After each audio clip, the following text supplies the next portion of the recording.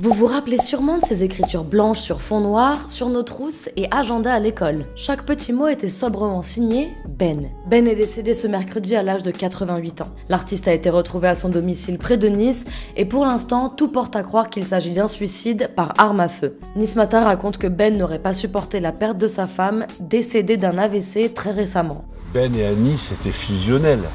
C'est l'un sans l'autre n'existait pas. Et si c'était Ben qui était parti avant, je pense que Annie n'aurait pas survécu. Mais le parquet a ouvert une enquête pour en avoir le cœur net. Et du cœur, Ben justement, il en avait, ainsi qu'un formidable sens de l'humour. Magie.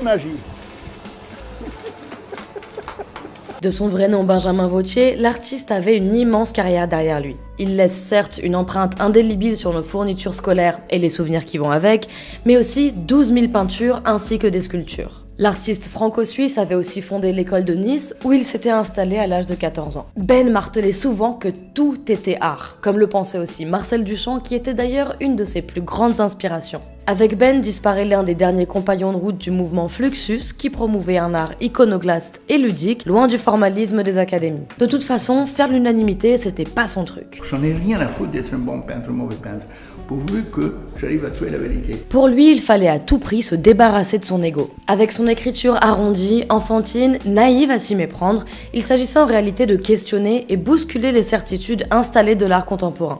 Il y a quelqu'un qui m'a dit « Ah, Ben non, tu n'es pas un artiste naïf, tu es un artiste d'art contemporain. Un artiste d'art contemporain, c'est quelqu'un d'important. Tandis qu'un artiste d'art naïf, c'est rien du tout, il est tout dans la rue, il est tout partout, c'est des artistes d'art naïfs. » Je dis le contraire. Les grands artistes, tout le monde, c'est des artistes naïfs. Son art dépassait donc les frontières du conformisme, mais aussi les frontières de l'Hexagone. Il était en effet exposé au Centre Pompidou, mais aussi au célèbre MoMA à New York. Depuis l'annonce de sa mort, les hommages pleuvent pour honorer cet artiste niçois. Le monde de la culture perd une légende, écrit par exemple Rachida Dati, la ministre de la Culture. Et le maire de Nice, Christian Estrosi, a promis de lui rendre un hommage à la hauteur de son génie. À l'image des petits mots qu'il laissait sur nos agendas, Ben aura marqué les générations par son esprit libre, farceur et anticonformiste.